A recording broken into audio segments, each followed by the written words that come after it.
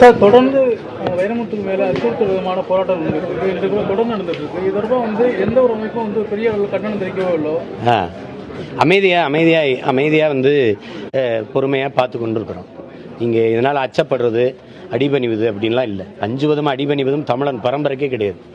அதை கவிப்பேரரசு வைரமுத்து அவர்கள் தனிப்பட்ட முறையில் அமைதியாக இருக்க சொல்லி நம்மளை வேண்டுகோள் வைக்கிறதுனால இது பொறுமையாக இருக்குது.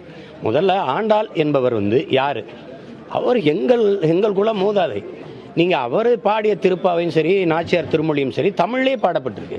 அவருடைய கோயிலே நீங்கள் தமிழில் வழிபடுறது இல்லைங்கிறது நீங்கள் அவருக்கு செய்கிற துரோகமா? இல்லை இவர் வைரமுத்து அவர்கள் பேசுனது தவறா? அவர் அவர் எந்த கருத்தையுமே ஆண்டாளுக்கு எதிராக தவறாக எடுத்து வைக்கலைங்கிறதா என்னுடைய கருத்து, எங்களுடைய நிலைப்பாடு. அதாவது அவர் பேசுறது ஒரு கட்டுரையை ஒருத்தர் இப்படி எழுதியிருக்கிறாருன்னு எடுத்து வைக்கிறது. அதை அவர் மேல் பக்தி வைத்திருக்கிறவர் ஏற்க மாட்டார்கள் என்பதையும் அவர் சொல்றார். அது ஒரு கருத்து. அந்த கருத்துக்கு எதிராக நீங்கள் ஒரு கருத்தை சொல்லுங்க. அல்லது யார் 7ஆம் நூற்றாண்டில் வாழ்ந்தவர்கள் எல்லாம் செய்தி நம்ம கேட்டு சொல்றோம். 7ஆம் நூற்றாண்டில் இந்தியா இருந்ததா? இந்துக்களாக நம்ம இருந்தோமா? அப்படி இல்லை. அதை வம்படியாக பிடிச்சிக்கிட்டு இதை வச்சுக்கிட்டு ஒரு அரசியல் செய்வதற்கு இந்த உணர்ச்சியை தூண்டிக்கொண்டே இருப்பதுங்கிறது அது அவ்வளவு நல்லா இல்லை. அதுவும் பேசுகிறவங்களெல்லாம் மதிப்பு மிக்கவர்கள், அனுதினமும் இறை வழிபாட்டில் ஈடுபடக்கூடியவர்கள். அவர்கள் இவ்வளவு தடித்த வார்த்தைகளை பேசுவதெல்லாம் தனிப்பட்ட முறையில் பதிவிட்டு அனுப்புவதெல்லாம் பார்க்கும்போது ரொம்ப கஷ்டமாக இருக்குது. அவர் எவ்வளவு மதிப்பு வச்சிருந்தா தமிழை ஆண்டாள் என்று தான் அதுக்கு தலைப்பு வச்சு அவர் தொடங்குறார். அப்போ அந்த அளவுக்கு அவர் மதிப்பு வச்சு சொல்கிறார். அப்போ அவர் இதை வச்சுக்கிட்டு ஒரு கீழான உணர்ச்சியை தூண்டுகிறதா தான் நான் அதை பார்க்குறேன். அதான் அவர் சரி அப்படி காயம்பட்டிருந்தா நான் அதுக்காக வருந்துறேன்னு சொல்லும்போது அதை முற்று வைக்கணும். அதான் மறப்பது மன்னிப்பது தானே மனித மாண்பு.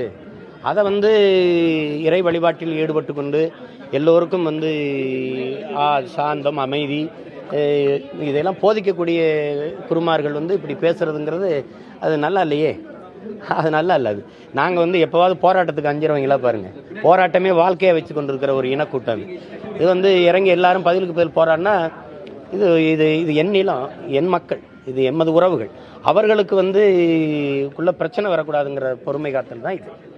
அப்போ வைரமுத்து மேல தனிப்பட்ட முறையில் இது தொடுக்கப்படுகிற ஒரு எதிர்வினையாவோ அது திணிக்கப்படுகிற வன்முறையாவோ நான் பார்க்கல. ஒரு தமிழ் தேசிய இனத்திற்கான அதன் மீது தொடுக்கப்படுகிற தாக்குதல் அந்த தேசிய இனத்திற்கான அச்சுறுத்தலாக தான் நான் அதை பார்க்குறேன்.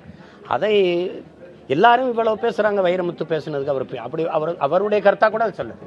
ஆனால் எச் ராஜா அவர்கள் மதிப்புமிக்க ஒரு தலைவராக இருக்கிறவர், உயர்ந்த இடத்துல இருக்கிறவர், இவ்வளவு அசிங்கமாக பேசினார். அது ராஜா பேசணும்னு தவிர அவர் வருத்தம் தெரிவிக்கணும்னு யாருமே பேசலையே. அப்போ அது அந்த கட்சி சார்ந்த பெரிய தலைவர்கள் கூட பேசல. அப்படி எப்படி இப்போ எங்கள் அண்ணன் பொன் ராதாகிருஷ்ணனோ அம்மா தமிழிசையோ இல்லை யாரோ எங்களோட இப்போ விவாதத்துக்கு வருவாங்களா? நம்ம எப்போது இருந்து இந்துக்களானோம்? யார் என்னோட விவாதத்துக்கு வர்றது? அப்போ நம்ம என்னவா இருந்தோம்? 50,000 ஆண்டுகளாக தமிழர்கள் அந்த இன மூதாதை தான் ஆண்டாள். அதுக்குள்ளதான் எல்லாரும் இருந்தாங்க.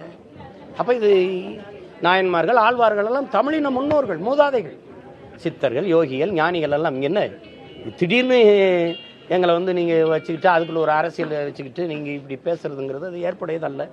நேற்று நடந்த கூட்டத்தில் கூட இந்துக்களை பற்றி அவமதிப்பாக பேசும்போது அவங்க கொலை செய்யவும் நான் தயங்க மாட்டோம் அப்படின்னு சொல்லிட்டு அதுதான் அவமதிப்பு. நீங்க சொல்றீங்க அது ஒரு வாழ்வியல்ங்கிறீங்க, பண்பாடுங்கிறீங்க, நன்னறியை போதிக்கிறதுங்கிறீங்க. அது நயினார் நாகேந்திரன் அவர்கள் இன்னைக்கு புதுசாக அந்த கட்சியில் சேர்ந்துருக்கிறாரு. அது என்ன செய்யறதுன்னா இந்த அரசியல் எப்படி செய்யும்னா ஒரு சமூகம் சார்ந்து மோத விடும். இப்போ எங்கள் அன்புமணி ஒன்று சொன்னார்னா அன்புமணி அவர்களுக்கு பதில் கருத்தை சொல்றது அதே சாதி சமூகம் சேர்ந்த அந்த கட்சி சார்ந்த ஒருத்தரை பேச விடுது. அப்போ இங்கே வைரமுத்துனா அந்த சமூகம் சார்ந்த ஒருத்தரை எதுக்கு பேச விடுது? இது ஒரு இழிவான அரசியல். உங்களுக்கு என்ன தத்துவம் இருக்குது? எதுக்கு தலையை வெட்டிவா, நாக்கறுத்துவா, காசு கொடுப்பேன்னு நான் கசாப் கடையை நடத்திக்கிட்டு இருக்கோம். சரி வா தொட்டுப்பாரு, வெட்டிப்பாரு, அறுத்துப்பாரு. அப்படி வைரமுத்துங்கிறவங்க தனி மனிதன் இல்லை. அவன் பெருமை மிக்க தமிழ் தேசிய இனத்தின் அடையாளம், அவன் சொத்து. அவனை பாதுகாக்க வேண்டியது ஒருத்தனை கடமை. வருத்தம் தெரிவிச்சிட்டாரு, அதோட விட்டணும். அதுக்கு பிடிச்சி திருப்பி நாக்கறுத்துக்கிட்டு வா, தலையை அறுத்துக்கிட்டு வா. இது பாருங்க, இதுதான் நம்ம கற்பிக்கிற நெறியா? இதுதான் அந்த மதம் காட்டுற நல்வழியா? மனிதனை கொன்னுட்டு மதத்தை காப்பாற்றுவதான் மாண்பா? எப்படி மதம் சாதி கடந்து மனிதத்தை போற்றுவதான் புனிதம்ங்கிறோம். அப்ப எல்லா மதங்களும் அதை தான் கற்பிக்குங்கிறோம், எல்லா வேதங்களும் அதை தான் படிப்பிக்குதுங்கிறோம்.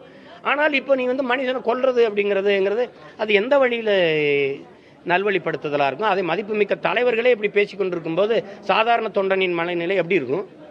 அது நல்லா இல்லை. நடிகர் கமல் இந்த பிரச்சனையை மையப்படுத்தி பாஜக ஒரு விதத்தை தமிழகத்தில் வந்து காலம் நினைக்கிறது. அது காலும் உண்டாது, கம்பும் உண்டாது. நீங்க ஏன் போட்டு அது சாத்தியமே கிடையாது, சாத்தியமே கிடையாது. நீங்க தலைகளா நின்று தண்ணி குடிச்சாலும் அது வாய்ப்பே கிடையாது. அது ஏதோ நினைச்சு பார்க்குது, இப்படி ஒரு உணர்ச்சியை தூண்டி ஒரு இது பண்ண மாட்டேங்குது. இது எடுபடாது. ரஜினிகாந்த் வந்து அரசியல் கோரிக்கையை உறுதி செஞ்ச சில மணி நேரங்களிலே வைரமுத்து வந்து அவருக்கு ஆதரவா ஒரு செய்தியாளர் சந்திப்புலாம் நடத்தினார். ஆனா வைரமுத்து பிரச்சனை வந்து சில நாட்களா இருக்கிற ரஜினிகாந்த் அதை பத்தி எதுவுமே பேசல. எப்படி சார் பாக்குறீங்க? கவிப்பேரரசு வைரமுத்து அவர்கள் ரஜினியை நண்பராக பார்க்குறாரு. ரஜினிகாந்த் அவர்கள் வைரமுத்து அவர்களை எப்படி பார்க்குறாருன்னு இப்போ தெரியுது உங்களுக்கு. அது பேசியிருக்கணும். அதான் எங்கள் அப்பா விடுதலை குறிப்பிட்டார். அவர் எழுதின எழுத்து தான் இங்கே என்னை வாழ வைத்தது தமிழ் பால்னு சொன்னது, உயிர் வாழ்ந்தால் இங்கே தான் ஓடிவிட மாட்டேன்னு சொன்னது, உப்பிட்ட தமிழ் மண்ணை நான் மறக்க மாட்டேன்னு எழுதுனது, இது எல்லாமே அவர் எழுதுனதான். அவர் போட்ட பிக்சர். அதில் தான் இவங்கெல்லாம் இன்னைக்கு தங்களை வந்து உயர்ந்த நடிகர்களாக அடையாளம் கட்டி கொண்டது அவருடைய தமிழ், அவருடைய எழுத்து. அது இன்னைக்கு அவருக்கு ஒரு பிரச்சனைங்கும் போது நிற்கணும். அது நின்னா அது குறிப்பிட்ட சாராருடைய நன்மதிப்பு போயிடும், வாக்கு போயிடும். அதெல்லாம் நினைக்கிறது அப்படி கிடையாது. நம்ம தர்மத்தின் பக்கம், சத்தியத்தின் பக்கம் நிற்கணும். அவர் பேசுனது தப்பு அப்படின்னா தப்புன்னு சொல்லி நம்ம வருத்தம் தெரிவிக்க வைக்கலாம். அவர் தவறாவே பதிவிட்டல, அவரே அது சொல்லலை. அது இன்னொருத்தருடைய கருத்தை இப்படியெல்லாம் சொல்லப்படுகிறது, பேசப்படுகிறது என்று. ஏன்னா 7ஆம் நூற்றாண்டில் வாழ்ந்தவர்கள் நமக்கு இல்லை, நமக்கென்று வரலாறும் இல்லை. எல்லாம் இலக்கிய குறிப்புகள், இலக்கிய சான்றுகள் தான் இருக்கு.